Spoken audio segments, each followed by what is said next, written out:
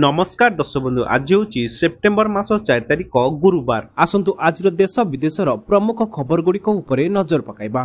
ता पूर्वरु चैनल नुआ थिले चैनल को सब्सक्राइब करी पाखरे आस्तुवा बेल आइकन को ऑन करी रखंतु एवं आपण केउ जिल्लारु आमर एई वीडियो देखुछंती कमेंट बॉक्स रे निश्चय लिखंतु।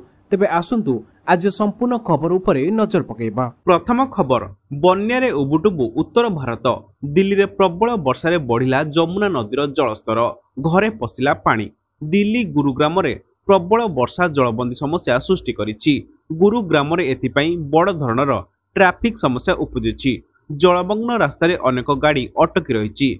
NH 8 जयपुर एक्सप्रेसवे बासापुर, मानेश्वर एवं सोहना सर्वाधिक प्रभावित होइछि। नोएडा, गाजियाबाद, गुरुग्राम एवं दिल्लीर अधिकांश स्थान में प्रबल वर्षा सांगकु पवन बहिछि। जमुना नदी रे बन्या आसीछि। नदी जल बढ़ुथिबारु लोकंकु सुरक्षित स्थान को निया जाइछि। बन्या नेई दिल्ली सरकार लोकंकु सतर्क करछंती। जमुना नदी उपरे पुना रेलपोल आसंता काली संध्यारु बंद रहिबो बोली सरकार घोषणा करछंती। मंगलवार संध्यारे बन्या जल 206 मीटर रे पहुंचियो बोली कर्तृपक्ष सतर्क करछंती।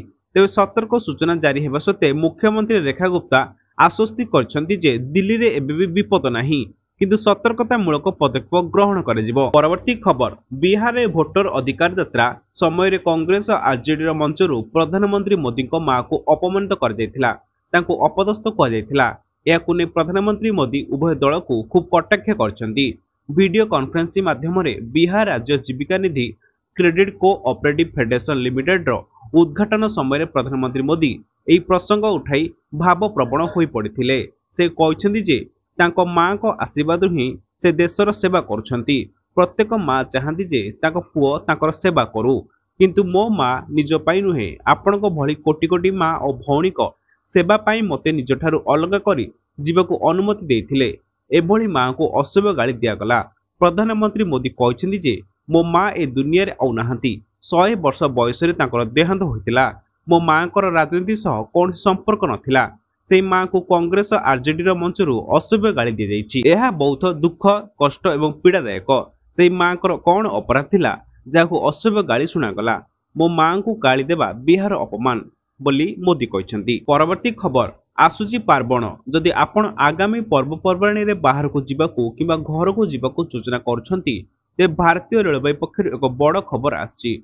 भारतीय रेलवे एहार यात्री मानक पई एक स्वतंत्र ऑफर आरंभ करिछि, जेउथिरे जदि आपण उभय पथ पई एकाठी टिकेट करूछंती तेबे आपनकु सीधासळक 20 शतकड़ा रिहाती मिलिबो। एही योजना लाभ उठाय पई रेलवे एक नूतन मोबाइल ऐप लॉन्च करछि, जार नाम हेउछि रेल वन। जदि आपण चाहंती तेबे आपण रेल स्टेशन को जाई काउंटर रु एही टिकेट मध्य बुक करि परिबे। परवर्ती खबर गंजाम रे सारार अभावी जोगाण। घंटा घंटार अपेक्षा पर चाषी रास्ता रोक। खरीफ चाष पई सार संकट को नहीं राज्य राजधानी रे घन घन बैठक बसुची। मंत्री सचिव स्तर रे आलोचना हेउची, हेले ग्रामांचल रे सरुनी सार जंत्रणा। सार पई समवाय समिति और सरकारी डीलर दुकान सामनारु हटुनी चाषी भिड़। राज्य विभिन्न भिन्न स्थानरु प्रतिदिन एही भली दृश्य सामना आसुची, तथापि सरकारी स्तर रे सेमिति किछि पदक्षेप नियाउथिबा भली अनुभव हेउ नाही। आसिका केंद्र बहुमुखी समवाय समिति सम्मुखर चित्र सार संग्रामर असल कथा को पदरे पकाइछि। दीर्घ समय धरी अपेक्षा करिबा परे सबु चाषी को मिलला नाही सार। सार न पाई उत्त्यक्त चाषी ब्रह्मपुर और भंजनगर रास्ता अवरोध करथिले। पुलिस पहुंची बुझासुझा करिबा परे स्थिति शांत पड़िथिला। परवर्ती खबर ऊपर मुंडरे प्रबल काचुछि। खोलिला हीराकुदर 6टी गेट। प्रथमे 2टी गेट और परे 4टी गेट, मोट 6टी गेट खोलिछि हीराकुद जल भंडार। ऊपर मुंडरे प्रबल वर्षा जोगु हीराकुद डैम जलस्तर बढ़ुथिबारु खोलिला आउ 4टी गेट। मोट 6टी गेट देई हीराकुद डैम जल निष्कासन कर जाइछि। 2टी गेट खोलाथिबा बेले जल भंडार जलस्तर 623.37 फुट रहिथिला। प्रति सेकेंड रे जल भंडार को प्रवेश करथिला 64.472 क्यूसेक जल। अन्यपटे राज्यर कौनसी नदी रे बन्या स्थिति नाही बोली कहछन्ती सर्वोच्च जंत्री। आज रेकर्ड होइतिबा वर्षा कारणरू विभिन्न नदीर जलस्तर वृद्धि पाइबो, यह स्पष्ट करछन्ती जल संपद विभागर सर्वोच्च जंत्री चंद्रशेखर पाड़ी। परवर्ती खबर सस्ता होई पारे 2 चकिया जान। जीएसटी हार रे संभाव्य ह्रास कार्यकारी हेले मिलिबो बड़ रिहाती। सामग्री एवं सेवा टिकस हार रे संभाव्य ह्रास कार्यकारी हेले भारतीय ऑटोमोबाइल शिल्प रे चाहिदार एक ବିରାଟ ବୃଦ୍ଧି ଘଟିବ ବୋଲି ଆଶା କରାଯାଉଛି। ପ୍ରସ୍ତାବିତ ହାର ପରିବର୍ତ୍ତନ ଆସନ୍ତା ମାସରେ ଘୋଷଣା ହେବାର ସମ୍ଭାବନା ରହିଛି।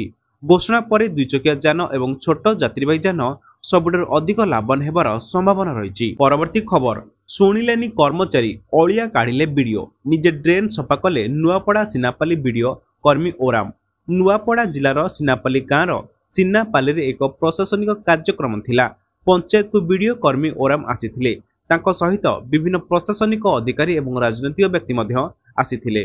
କିଛି ଲୋକ ସମସ୍ୟା ବିଷୟରେ ପ୍ରଶାସନକୁ ଅଭିଯୋଗ କରିଥିଲେ। ବସଷ୍ଟାଣ୍ଡ ଅଞ୍ଚଳରେ କିଛି ଲୋକ ଡ୍ରେନେଜ ବ୍ୟବସ୍ଥା ପାଇଁ ପ୍ରଶାସନକୁ ସମାଲୋଚନା ମଧ୍ୟ କରିଥିଲେ। ସେଠାରେ ବିଡିଓ ଯାଇ ସମସ୍ୟା ବିଷୟରେ ଜାଣିବାକୁ ଚାହିଁଥିଲେ। ପଞ୍ଚାୟତ ସଫେଇ କର୍ମଚାରୀମାନେ ସେଗୁଡ଼ିକୁ ବାରମ୍ବାର ସଫା କରୁଥିଲେ ମଧ୍ୟ କିଛି ଅସାମାଜିକ ଲୋକ ସେଥିରେ ଅଳିଆ ଆବର୍ଜନା ପକାଉଥିଲେ। ଆବର୍ଜନା ଯୋଗୁଁ ଡ୍ରେନରେ ପାଣି ଜଳାଶୟ ମଧ୍ୟ ସମସ୍ୟା ସୃଷ୍ଟି କରୁଥିଲା।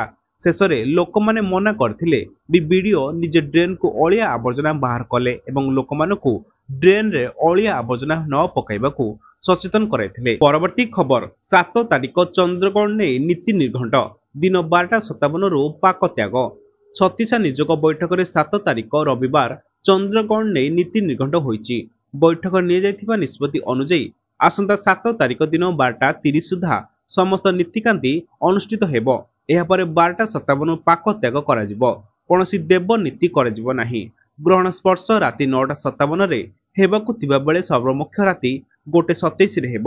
ଏହାପରେ ରାତି 2ଟାରେ ଦ୍ୱାର ଫିଟା ନୀତି ଅନୁଷ୍ଠିତ ହେବ। ସେହିପରି 2:40ରେ ମଙ୍ଗଳ ଆଳତି ହେବ। ଛତିଶା ନିଯୋଗ ବୈଠକରେ ଆସନ୍ତା 15 ତାରିଖ ଠାରୁ ନାଟ ମଣ୍ଡପ ଠାରୁ ଧାଡି ଦର୍ଶନ ନେଇ ଆଲୋଚନା ହୋଇଛି। ଆସନ୍ତାକାଲି ପରିଚାଳନା କମିଟି ବୈଠକରେ ଏନେଇ ବିସ୍ତୃତ ଆଲୋଚନା କରାଯିବ। ପରବର୍ତ୍ତୀ ଖବର, ଲୋକଙ୍କୁ ମିଳିବ ନୂଆ ଭୋଟର ଆଇଡି କାର୍ଡ। ଯେଉଁ ଯେଉଁ ଜାଗାରେ ଏବେ ନିର୍ବାଚନ କମିଶନ SIR କରିବେ ତାପରେ ସେଠାରେ ଭୋଟରମାନଙ୍କୁ ନୂଆ ଭୋଟର ପରିଚୟ ପତ୍ର ଦିଆଯିବ। ଅର୍ଥାତ୍ ବିହାରରେ SIR ପ୍ରକ୍ରିୟା ଶେଷ ହେବା ପରେ ସେଠାରେ ଭୋଟରମାନଙ୍କୁ ନୂଆ ଭୋଟର ଆଇଡି କାର୍ଡ ଯୋଗାଇ ଦିଆଯିବ ବୋଲି ନିଷ୍ପତ୍ତି ନିଆଯାଇଛି। ପରବର୍ତ୍ତୀ ଖବର, ପ୍ରଦୂଷଣ ମୁକ୍ତ ପରିବହନକୁ ଯଥେଷ୍ଟ ଗୁରୁତ୍ୱ ଦେଉଛନ୍ତି ରାଜ୍ୟ ସରକାର। ଆଗକୁ ଇ-ବସ୍ ଜରିଆରେ ଓଡ଼ିଶାରେ ଯାତ୍ରୀ ପରିବହନ ସେବାକୁ ନିୟନ୍ତ୍ରିତ କରିବାକୁ ଯୋଜନା କରାଯାଇଛି। ବର୍ତ୍ତମାନ ଓଡ଼ିଶାରେ 450ଟି ଇ-ବସ୍ ଚାଲିଥିବା ବେଳେ ଆଗକୁ ଇ-ବସ୍ ସଂଖ୍ୟାକୁ 1000କୁ ବୃଦ୍ଧି କରିବାକୁ ସରକାର ଲକ୍ଷ୍ୟ ରଖିଛନ୍ତି। ଇ-ବସ୍ ଚଳାଚଳ କ୍ଷେତ୍ରରେ ଓଡ଼ିଶା ଦେଶର 5ମ ସ୍ଥାନ ହାସଲ କରି ସହରାଞ୍ଚଳ ପରିବହନ କ୍ଷେତ୍ରରେ ଏକ ମାଇଲଖୁଣ୍ଟ ହାସଲ କରିଛି। ପରବର୍ତ୍ତୀ ଖବର, 4 କୋଟିରୁ ଉର୍ଦ୍ଧ୍ୱ ଟଙ୍କା ହେରଫେର ମାମଲା ବନ୍ଦା ହେଲେ ମଧୁସ୍ମିତା ସିଂ। ଝାରସୁଗୁଡ଼ା ଜିଲ୍ଲାର ବହୁଚର୍ଚ୍ଚିତ ବେଲପାହାଡ଼ ମ୍ୟୁନିସିପାଲିଟି ଦୁର୍ନୀତି ଘଟଣାରେ ପୂର୍ବତନ ନିର୍ବାହୀ ଅଧିକାରୀ ତଥା ମୟୂରଭଞ୍ଜ ଜିଲ୍ଲା ଜାମଦାର ନିଲମ୍ବିତ ତହସିଲଦାର ମଧୁସ୍ମିତା ସିଂଙ୍କୁ ଅର୍ଥନୈତିକ ଅପରାଧ ଶାଖା ତରଫରୁ ଗିରଫ କରାଯାଇଛି।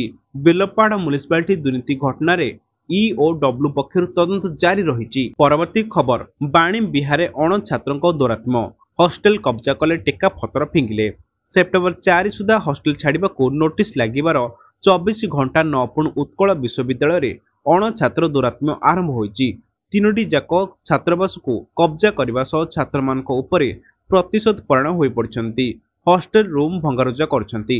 ହଷ୍ଟେଲ କ୍ୟାମ୍ପସ ଭିତରକୁ କାହାରିକୁ ପ୍ରବେଶ କରିବାକୁ ସୁଯୋଗ ଦେଉନାହାନ୍ତି। ପରବର୍ତ୍ତୀ ଖବର, ଦେଶକୁ ମିଳିଲା ଓଡ଼ିଶା ତିଆରି ସେମିକଣ୍ଡକ୍ଟର ଚିପ୍, ପ୍ରଧାନମନ୍ତ୍ରୀଙ୍କ ହାତରେ ଦେଲେ ଅଶ୍ୱିନୀ ବୈଷ୍ଣବ। ସ୍ୱଦେଶୀ ଜ୍ଞାନ କୌଶଳ ନିର୍ମିତ ଦେଶର ପ୍ରଥମ ସେମିକଣ୍ଡକ୍ଟର ଚିପ୍କୁ ଉନ୍ମୋଚନ କରାଯାଇଛି। ସବୁଠାରୁ ବଡ଼ କଥା ହେଲା ପ୍ରଧାନମନ୍ତ୍ରୀଙ୍କୁ ଓଡ଼ିଶା ପ୍ରସ୍ତୁତ 3ଟି ସେମିକଣ୍ଡକ୍ଟର ଚିପ୍ ଭେଟି ଦେଇଛନ୍ତି କେନ୍ଦ୍ର IT ମନ୍ତ୍ରୀ ଅଶ୍ୱିନୀ ବୈଷ୍ଣବ। ନୂଆଦିଲ୍ଲୀରେ ଆୟୋଜିତ ସେମିକନ୍ ଇଣ୍ଡିଆ 2025ରେ ଏହି ଚିପ୍ ପ୍ରଦାନ କରାଯାଇଛି। NIT ରାଉରକେଲାରେ ପ୍ରସ୍ତୁତ 2ଟି ଓ ପାରଳା ମହାରାଜ ଇଞ୍ଜିନିୟରିଂ କଲେଜରେ ପ୍ରସ୍ତୁତ ଗୋଟିଏ ଚିପ୍ ପ୍ରଦାନ କରିଛନ୍ତି ଅଶ୍ୱିନୀ ବୈଷ୍ଣବ। ପରବର୍ତ୍ତୀ ଖବର, ଓଡ଼ିଶାରେ ବଢ଼ିବ ଜିଲ୍ଲା ସଂଖ୍ୟା, ବିଭାଜିତ ହେବ ପଞ୍ଚାୟତ ଏବଂ ସବ୍ ଡିଭିଜନ। ବଡ଼ ଇସାରା ଦେଲେ ରାଜସ୍ୱ ମନ୍ତ୍ରୀ। ନିକଟରେ 28ଟି ନୂଆ NACରେ ମୋହର ମାରିଛନ୍ତି ସରକାର। ଆହୁରି ଅନେକ ଅଞ୍ଚଳ ଏବେ ବି NAC ରେସ୍ରେ ରହିଛନ୍ତି।